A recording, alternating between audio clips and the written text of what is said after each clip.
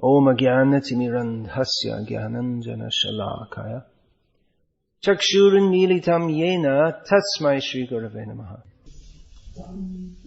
He's getting trained up. That's good. That's very important, because in the Western countries there's this feeling, it's very bad to bow down before anyone. In 1968 in Seattle, in USA, someone asked Prabhupada this question. I don't see why you should have to bow down before anyone. So Prabhupada answered quite strongly, you don't want to bow down, but you will be forced to bow down. You're forced to bow down by birth, death, old age and disease. So better you learn to bow down to that person who can free you from birth, death, old age and disease. So in India that culture is still there. That they don't feel ashamed to bow down, because from childhood they do so. At childhood that's brought there. Some people are very puffed up with it. In Islam also they say you should only bow before Allah. Once, was it, I think last year, the day after Rath Yatra in Baroda in India, we had what had happened, I think I told this last year, that as we go along with the Rath Yatra through the town, then we stop, so many people, they'll come and they'll bring offerings to Jagannath, they come up on the cart. So in one area, we're going past a Muslim area, and the local Muslims, they come every year and do that. So Haridas, he was doing the TV shooting. He's doing TV shooting and it goes all over the world, actually. So far he's done in Hindi, now he's just started to do in English also. That's why I came late to the West.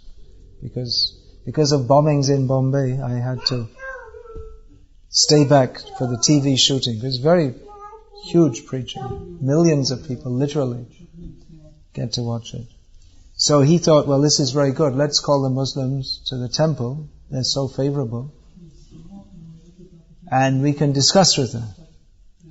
So they could, the leaders of the Muslim community, they could tell their men that you throw sticks and bombs and everything.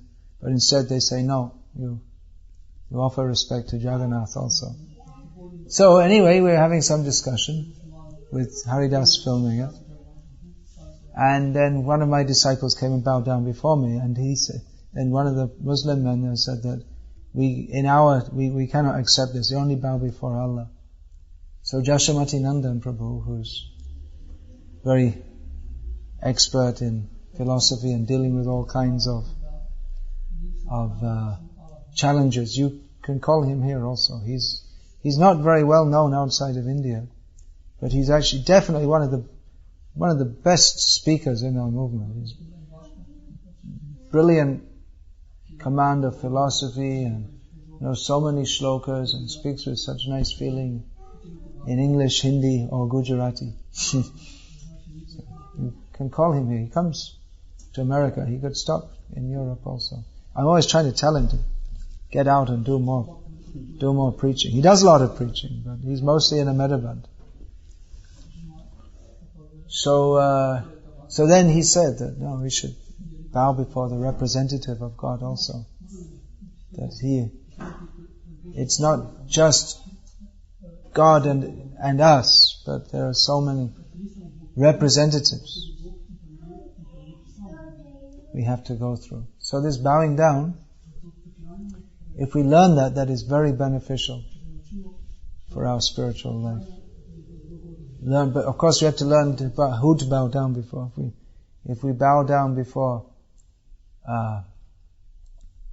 some bogus incarnation, then our bowing down, the spirit is good, but the application is misplaced.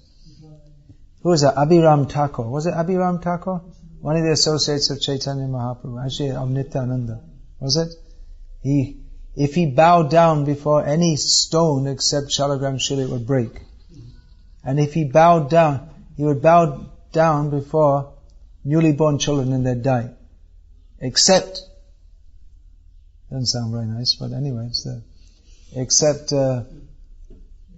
then when he came to the son of Nityananda, Dear Chandra Prabhu, then he didn't die. He said, oh, now my bowing down before children stops.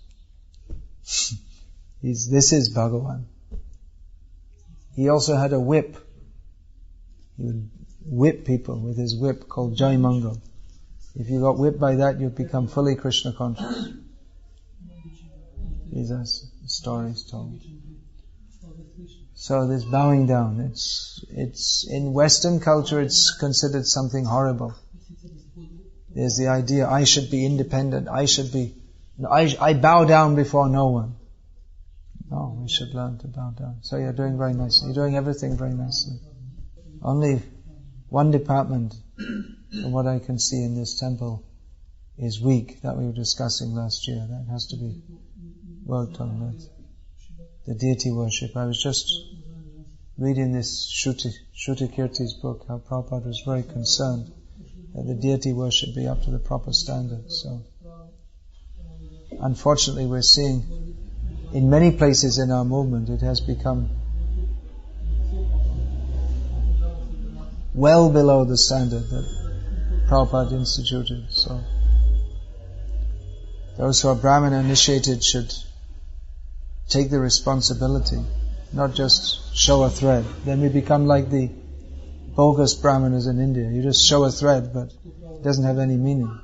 You should take responsibility to uplift the standard of deity worship. Otherwise everything is blissful. That we can understand from the Kirtan. Everything is nice. Report from Padayatra. So nice. So many books going out. Hare Krishna. That's all I'll say now. There's much more to be said. More later. Hare Krishna. Thank you for again so nicely